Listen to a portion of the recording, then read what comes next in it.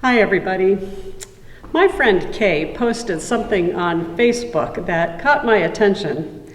It was a picture of a jar of preserves, and it was a kind of brand of preserves called Bon Maman, which is a kind of preserves that I have eaten myself from time to time. A friend of mine turned me on to the strawberry, and I thought it was delicious, and I've since tried the raspberry, and I thought these are really good. So you can buy them in stores, and I get it from time to time. What I didn't know is the story that went behind it. I found that out when my friend Kay posted a picture of a jar of those preserves. And so I read that, and there was a story there in that post about a fellow who had gone to the supermarket. He was going to do his shopping. He was walking down the aisle that had the jellies and jams and preserves and all of that, and he found a very short woman trying to reach something on a top shelf. Now, I can relate to that really well. I often have to ask someone in the grocery store to help me get something off a high shelf because I'm not so tall either. But there was this woman who was trying to reach these preserves, and she really clearly wanted that particular jar. And she couldn't see, because things had been pushed back, she couldn't see which flavor was which. And she was talking to the man and thanking him for helping her as he was saying, "What would you like?" And she said, "Do you know why I buy this brand?" And he laughed and said, "Because it tastes good?" And she said, "Yes, it does taste good, but I'm a Holocaust survivor." And she went on to tell the story, not what he expected to hear on his grocery run that day, but she went on to tell the story. She said, "During the war, the family that owns the company hid my family in Paris. So now I always buy it, and whenever I go to the store, my grandkids remind me, 'Bubby, don't forget to buy the jelly.'" Well, the man said that that was the best reason he could think of, that he would buy that kind of jelly as well.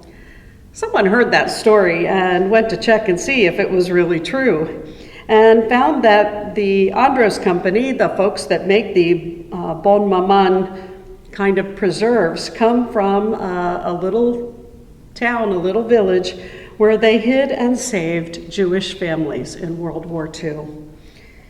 Lots of them, actually. And it was a tiny village. There were only about 800 people living there, and they were doing this work. And from an article, it said, "You have to understand what it was like then. There were posters on the walls from the Nazis and from the collaborators, and they said that if you are found to help a Jew, a Freemason, a communist, a socialist, or a pervert, you will be shot on sight." Despite the great danger, which helping people put those villagers in, they kept it up and saved Jewish families and children. Now, it's a great reason to buy those preserves, isn't it?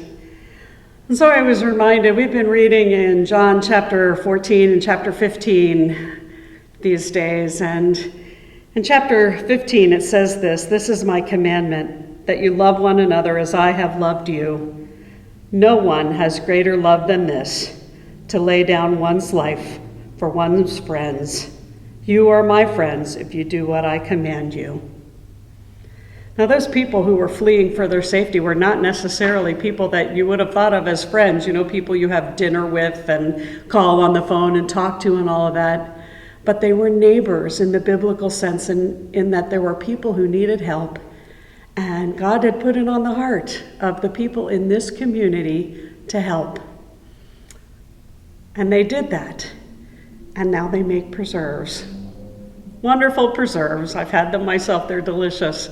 It's one of those occasions when you can think about being able to do well while you're doing good. They did good for those families. They saved lives, and they did well because they made a product that we can all enjoy.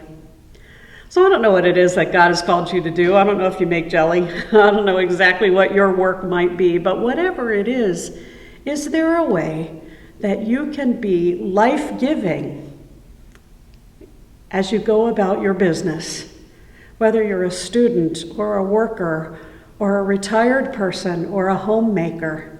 How is it that God can make your work life-giving for someone? I know there's a way. Just look for it. Amen.